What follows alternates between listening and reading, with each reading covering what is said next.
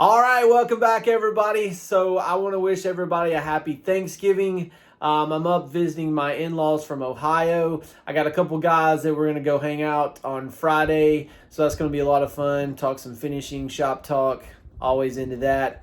But this week we got my special guest, Thomas Craven from Thomas Craven Wood Finishers. You guys saw him in the video that I did a couple weeks ago with the CIC guys, and he was nice enough to allow us to use his shop to do a lot of the testing and shooting we're doing. Stand-up guy, awesome finisher, master finisher. He's been finishing longer than I've been alive.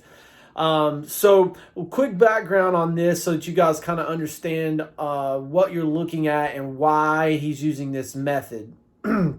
So this job came to him from a local cabinet maker out in California, and he tried to finish the pieces himself, and it was a rift cut oak.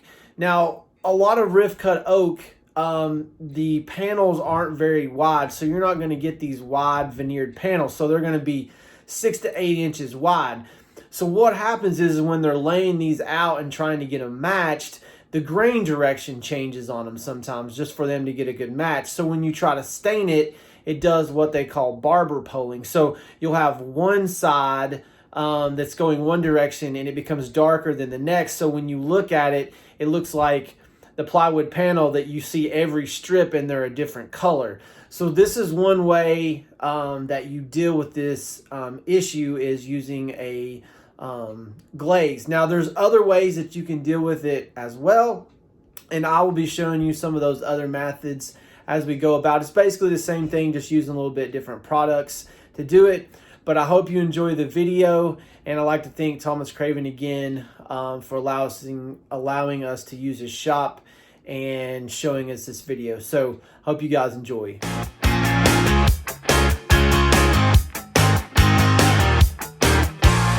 Give you a little demo of how we make stains and glazes with the automotive scale. So we mix the stains and glazes with 824 pigments, UTC pigments, and naphtha is the main solvent that we use for this glaze, and just a little bit of boiled linseed oil. Now the story behind the scale is that most all wood finishers, when you're starting in this trade, in this industry, we all learned by opening up these cans and literally plopping, the UTC, you pour off a little bit of thinner into the bucket, right? And then you're just scooping the UTC colors out of these cans. And you're kind of just keeping track of it in your brain. Well, let's see, I've got 2 sticks of yellow oxide in there. I've got 3 sticks of burnt umber, and I got 2 sticks of lamp black or black, whatever you got going on. And so the point of that being is I would constantly make little tiny sample batches and make samples like this, you see, and sometimes spend 2, 3, 4 hours doing that and getting it perfect as far as the color, the hue, and the intensity that we wanted, so that I could then have that sample approved by the client. So the problem became when it was time to go and do the production batch. Now we need a quart, half a gallon, depending on the size of the job. We would need our production batch. And the issue became duplicating that formula that we would do really crudely, really roughly with paint sticks into a bucket. Well, let's see, was that 2.5 sticks of raw umber or 3? And I can't remember anymore. So what I've come up with is the automotive grade gram scale, and it has been a lifesaver, because literally we can take a formula like this, a sample batch that my master color artist here, Juan, produced, and we've gone with literally a sample batch that is literally less than 200 grams of material. And then, so we've had that sample approved, and then it's just simple math to build up that formula to a production quantity batch. And we're going to show you how we do that real quick. So the first thing of it is that this very simple glaze that is going to be that first sample that we have produced, because that sample consists of 2 different glazes, a base glaze and then an overglaze over the top of that. So we're producing that first glaze today. And so it consists of, that sample batch consists of 100 grams of naphtha. So for this job, it's not that big. I've determined that we want close to a quart of glaze for that. So you do the math, and there's there's actually 28.3 grams of in an ounce. Okay, so we multiply 28.3 times 32 is 905 grams of material. That's the final finished quantity of production glaze that we want to produce. So then from this small little sample batch that we did originally, we just do the math. And I've done it with percentages. You can do it with percentages as well, calculate the percentage of each item here, but it's not as accurate because it's such a little teeny tiny batch. So we just do factors. And in this case, we just kind of do the math in our head to determine that we're going to want this small batch that is less than 200 grams, we're going to want it be somewhere near 900 grams total. So we're going to produce it based on a factor of 4. So our naphtha that was originally 75 grams times 4 is 400 grams of naphtha. And then the Van Dyke Brown, we have 2 different colors in this batch. And the Van Dyke Brown is going to be 75 grams times 4 is 300, right? If my math is correct.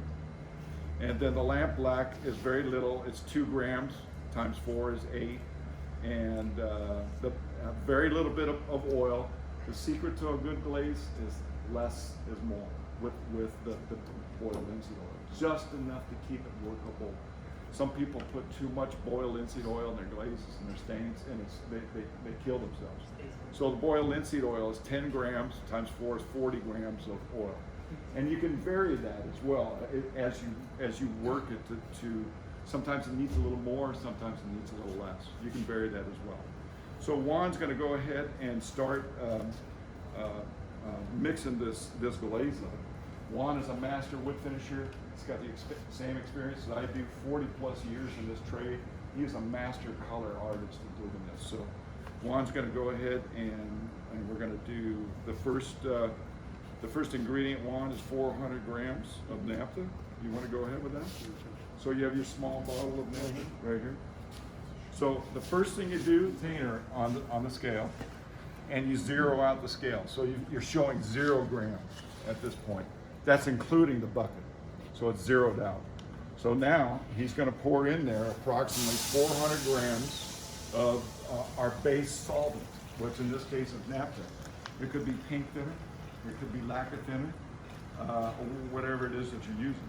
That's compliant, right, Thomas? Pardon me? That's compliant, right? Yeah, absolutely compliant. So he's up to 394. If you want to come in a little bit closer to look, to watch, you're welcome. Just stay out of my view of the camera because the camera, he just loves me. So he's got exactly, he did really great. That's 400 grams of naphtha there. Just pouring it slowly. And so now he's going to take the same stir sticks that I used to do. Is 2 sticks of naphtha, of burnt umber, 3 sticks of Van Dyke Brown. And he is going to pour in. So now he zeroes out the scale. So we've got a 0 on the dial there now again. And so he's going to do the Van Dyke Brown, 300 grams of Van Dyke Brown. So because that's a pretty good quantity, he's actually just pouring that right out of the can. Be careful though. But if you watch how quickly that's going, he's got pretty good control of that. He's got to go at a 300 grams. And so he's actually pouring that out of the can. So the smaller ingredients, maybe where he's just gonna, pull it out with a stick. This scale has made a huge difference in how much time and accuracy I've been able to reproduce the stains and the glazes that we derive from little teeny tiny sample batches like this. So if I've proved it to myself over and over again that the glaze and the stain becomes extremely accurate. You know, whether it's a quart batch, a half a gallon, a gallon and a half, the math works with a really good scale. This is an automotive grade scale, so it's a good one. It's expensive. They're like $1,800. But let me tell you, it's paid for itself many times over the years. Because the glazes will go bad after a while. That's correct. So even if you have a quart left and it's a year later and you got to do another door from the same job, sometimes you have to make that glaze again because the old glaze is bad. Exactly. So that's why we also keep track of all these formulas and we put the On each PO or each job you do, yep, you have your formula. you got the already set formula up. built into it, especially the big ones. That's good. Okay, so now he's ready to do the lamp black. Okay, so he's zeroed it out. You want to come in, Eric, and take a look. So now he's got two different ingredients in there, totaling 700 grams.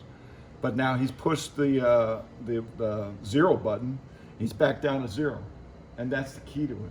You back down to zero, so now he can get an accurate measurement for the lamp black, which is going to be 8 grams.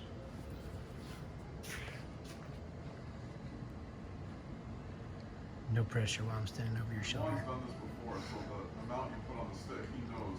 He's got a 40 feel. years experience, He's got a feel absolutely, for how much to put. extreme. And you can get your scales again, it's painful. It's remarkable how well this scale has actually held up. I mean, I bought this from Annex Paint literally, what, 7, 10, 8 years ago, whatever. But we just have it on a bench, a wooden bench here, and it's not even, typically day in and day out, we have it at the end of the bench, not even on a board like this. The end of this table is actually a little squirrely, so we put the board underneath it. All right, so we're down to the boiled linseed oil, and he's going to put 40 grams of boiled linseed oil. He's zeroed out the scale, and now it's ready to go back in and put 40 grams of oil in that.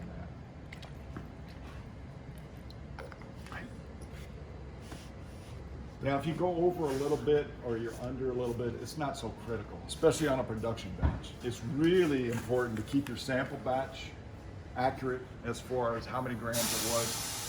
And so he'll mix this up with a little spinner, and then that glaze will be ready. And the secret to spinning up a glaze is using the little squirrel cage spinners. You know, that's the secret. If you just try to stir it up with a stir stick, you don't get the dispersion that is best in the mix. So while he is spinning that secret to producing a glaze for production or for sample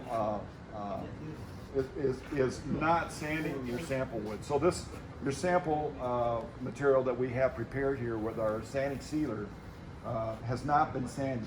Because if you go applying your sample batch or your production batch to the sanded surface like you normally would when you're running your glaze, it is really difficult to check that color, to make sure that the hue is right, the red, the green balance is right, the intensity, and the workability is correct.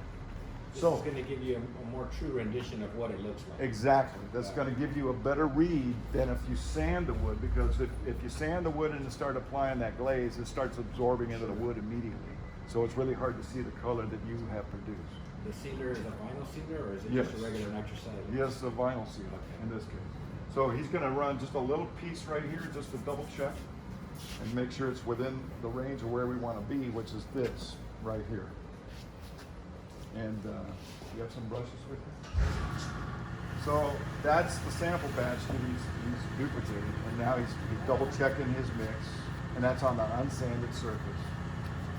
And is that a little strong? Does that look a little strong to you, or is that you like?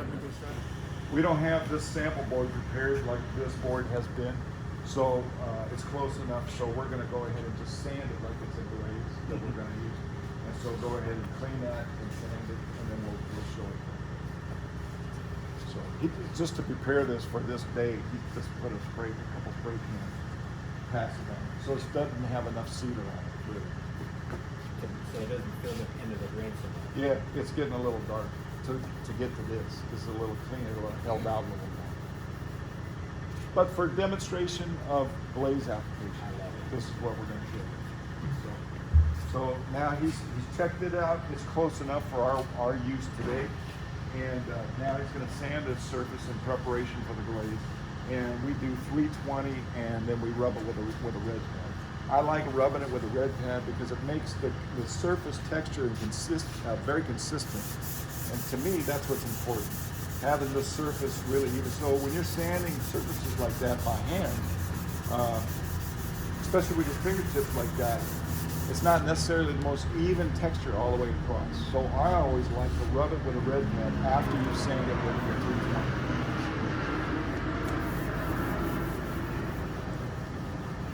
To me, this is a really good seed. That's Does the way to make- get in the grain too. It helps to get a little color. Exactly, and it makes the texture much more consistent and even all the way across the board. It makes your ability to control the color application much better. So this color application is very even and smooth all the way across. Maybe even like on a raised panel door where you got edges too, it probably keeps it a little safer from burning through the That edges too, also. that too. So you don't have to sand your Yeah. edges, you just rub them with the glaze and your details too. So now he's applied that glaze, and that's kind of wet, so he's gonna let that sit for a little bit. Oh, and here's another good secret. Watch this coming out.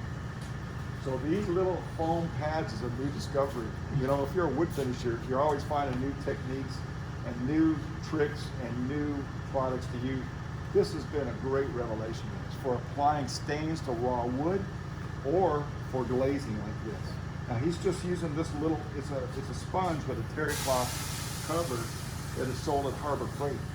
They're just fantastic for evening out a glaze like that. I mean, he's done it. This thing has just been a revelation to us the last couple of years. Really easy to apply your glazes and your stains and your toner. That's a game changer, right? It really is. It's just amazing. And a guy taught me that like 6 years ago that worked here for a while. Really great. So he's brought that down to approximately what it needs to be. And now he's just going to take his brush and just kind of give it a little hand finesse, a little finesse, and that's about it. So he's letting it set up a little bit, and then he'll finesse it there, and that's about it. So it's approximately that base color. So when the sealer and the finish goes on over that, it'll end up approximately like this. And then this finish in particular is got an overglaze over the top. We're gonna put this glaze over the top of this glaze before we're done. So typically, how long would you wait To for shoot your sealer glaze on to this? dry to shoot sealer? Me, I mean, I 20 like minutes. I like spending the day. Okay, got Yeah, if you got the time, you want to spend the day. If you got to rush it, put it out in the sun. Let it Let the Earth's warming rays, the best infrared oven we got right outside. Heat it up, and then you can spray the same day. One other question. If you can, I prefer to wait one day. One other question. Why not use mineral Why spirits? don't you just give it a little brush? Just give it a little brush on to show them the brushwork. Why not use mineral spirits? Well, because we like our glazes in particular, hotter than oilier. So the paint thinner, if you use straight paint thinner, it's too oily, it's too mushy. We like something that's going to set up a little bit more. Sure. This actually takes a little more work because it's that burnishing effect of actually Yes. burnishing the color into the surface that gives you a beautiful glaze. Yes. So if you just apply the glaze and just leave it alone, it looks like a coating. Oh yeah. This looks like the wood is colored, Yeah. or aged, or ambered. It's an aged color application, and that's what we want to achieve. So we like a little bit hotter glaze medium, and that's the naphtha. And then you just slow it down as needed with the boiled linseed oil. That's the purpose of the boiled linseed oil. Keeping it open just how you want it. Less is more. You can So- make it hot too, so that it's gonna flash off. in itself. Absolutely. Yeah. I mean, we've made glazes that we had no oil in it. Yeah. That you put the film on it, and it's almost a complete rub back. Yeah. So, and that's what this overglaze will probably be as well. A very hot glaze. They'll go on and off with that pad real quick. So, that's the application of a glaze. The mixing of it on the scale provided by Annex Paint, and the application of the glaze on the wood there. All right, so I hope you guys liked the video. Another shout out to Thomas Craven. Hey, we appreciate you sharing the knowledge with us younger guys and continuing to pass along great information in the trades along to other finishers. Guys, I hope you have a happy Thanksgiving and safe travels. Make sure that you like and subscribe. You can catch me at Eric Reason on Facebook, Instagram, LinkedIn, TikTok, and Twitter.